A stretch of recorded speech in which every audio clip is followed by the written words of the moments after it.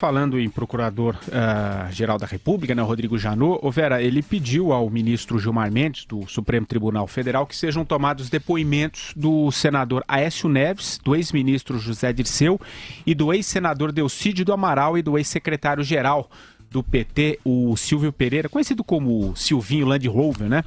Janot quer ouvi-los em investigação sobre o esquema de corrupção em Furnas. O procurador-geral também pediu para que sejam anexados à investigação os relatórios da Controladoria Geral e do Tribunal de Contas da União sobre o mensalão de Furnas. Vera, o que você pode falar um pouquinho sobre esse assunto que traz muita preocupação para o senador Aécio Neves, não? Pois é, esse caso de Furnas é uma novela que se arrasta pelo menos desde 2005, porque quando surgiu o Mensalão Nacional e veio ao conhecimento do país, figuras como Marcos Valério e outros esquemas, também surgiu a tal lista de Furnas, que seria uma lista de pagamento de propina a políticos dentro da estatal.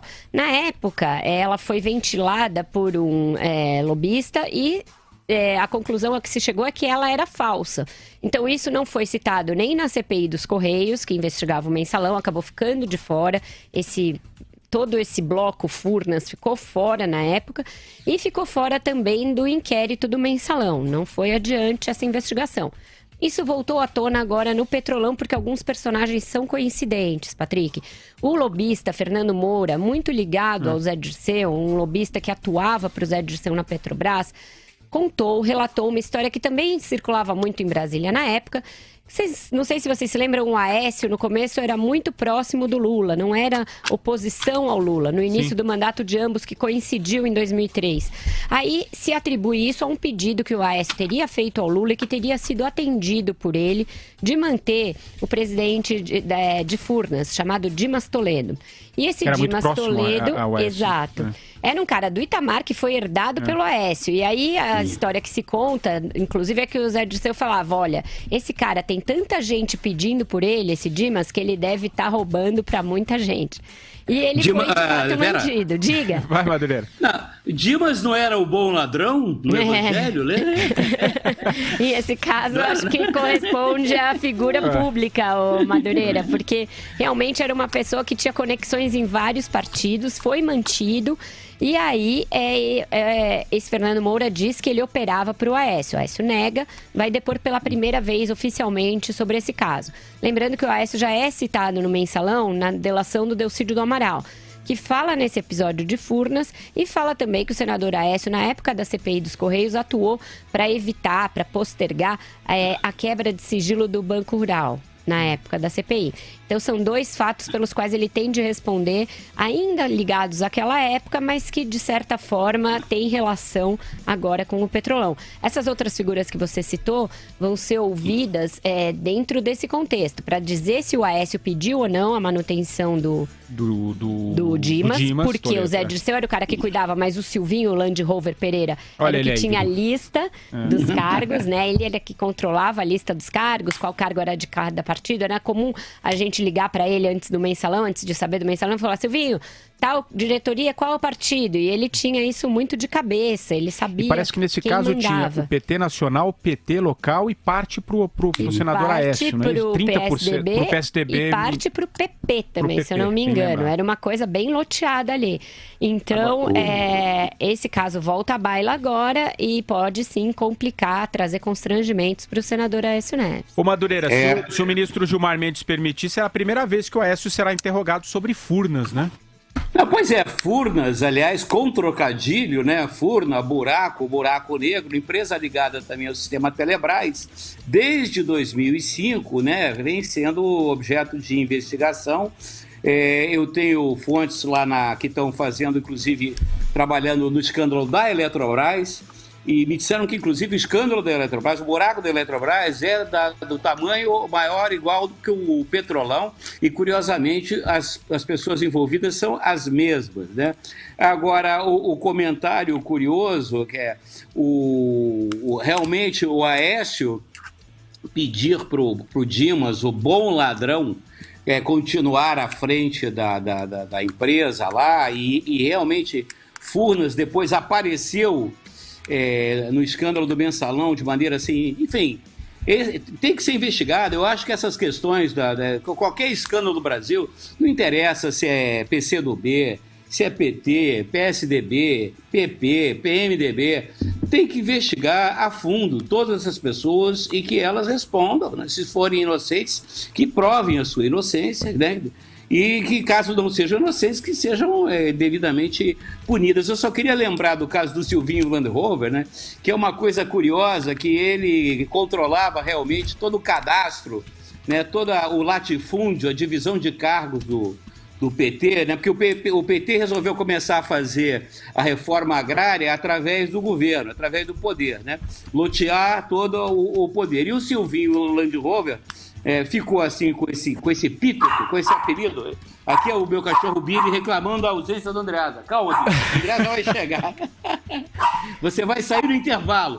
Mas enfim... Tá bravo aí, ele tá bravo. Ele adora o Andreasa e a Vera e me detesta, por estar reclamando. Mas eu estava dizendo, ele ganhou de presente, se não me engano, da OS um Land Rover, que é um carro caríssimo, muito bom, e ele ganhou justamente o Land Rover mais barato, o Defender, né, que era usado. Eu vou acalmar, não. Acalma o dog aí. Vou tirar. Foi da Engevix ou foi da OS? Eu acho que foi da Engevix. Foi da Engevix?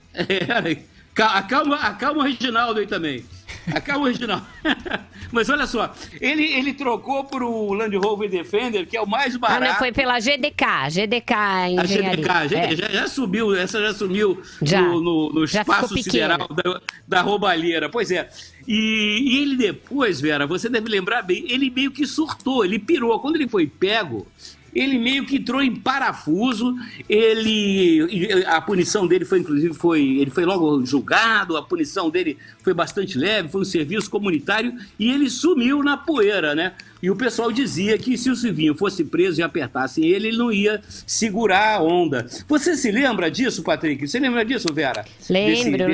Esse detalhe. E eu lembro uma entrevista que ele deu pra Soraya Gege, na época, no Globo, em que ele começa a contar tudo, e aí quando ela disse que vai publicar, ele começa a quebrar as coisas, tenta arrancar o bloquinho da mão dela e tal, mas ele é réu agora na Lava Jato, voltou à baila, porque também foi envolvido em denúncias e acusações no Petrolão. Então, ele, naquela época, conseguiu converter a pena em serviços comunitários, doação de cesta básica, etc. Mas agora é um pouquinho diferente, né? Ele chegou a ficar preso de novo no Petrolão, por determinação de Sérgio Moro, e é réu.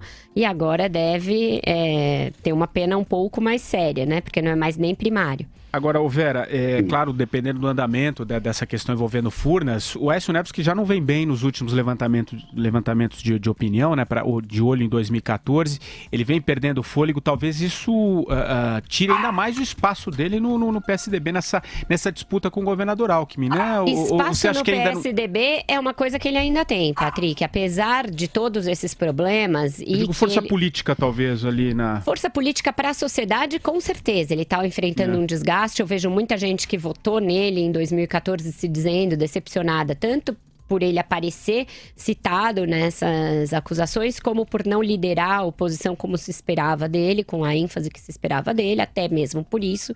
Ele não pode ser muito enfático, liderar a oposição ao PT, eu digo, lá atrás, né? Mas dentro do PSDB, ele ainda tem um monopólio e cada vez mais, por incrível que pareça. Por quê? Porque ele é o principal fiador do apoio do PSDB ao presidente Michel Temer. O governador Geraldo Alckmin foi mais hesitante nisso. Então, ele pôs todas as fichas no apoio ao Temer e ele está ali comprado em ações do governo Temer. Tem vários aliados seus com cargos e deve colocar mais um. Porque o senador Aloysio Nunes, se for confirmado no Itamaraty, ele é muito próximo do Serra, mas ficou muito próximo do Aécio também, depois que foi vice dele em 2014 e depois que os dois atuaram juntos no Senado. Então, é mais um cargo que ele vai ter. Ele já colocou o Embaçaí na articulação política. Ele renovou o seu mandato até 2017, que é o prazo para se definir a candidatura, porque o Alckmin tem que sair antes Se ele quiser, ele renovou até 2018, aliás, fevereiro de 2018. Então, internamente, ele está calçado. Tem que ver como ele vai sair dessa investigação da Lava Jato e com que força e com que tipo de explicação e respaldo para aí saber se ele é viável. Ele mesmo não faz disso um cavalo de batalha. Ele diz, olha, se eu não estiver bem, vai o Geraldo. Mas ele quer ter a possibilidade de ser se ele estiver salvo na Lava Jato. Uma coisa aí, Madureira, vamos pro nosso primeiro... O Aécio avalizar, esse raciocínio da Vera é muito interessante, porque você vê, o Aécio avaliza o Temer. O Temer já está no cheque especial da popularidade, estourado. O gerente do banco já está telefonando para ele todo dia. Fica é aquele negócio, né? É o roto ajudando o esfarrapado. Eu acho que esse troço não vai muito adiante não, pessoal. Será que daqui a pouco tá comprado em ações do governo Temer vai ser pior que tá comprado em ações do Grupo X, ô Madureira? Será? Eu não compraria ações do governo Temer, não, de jeito nenhum. Não? Papel bichado, é isso?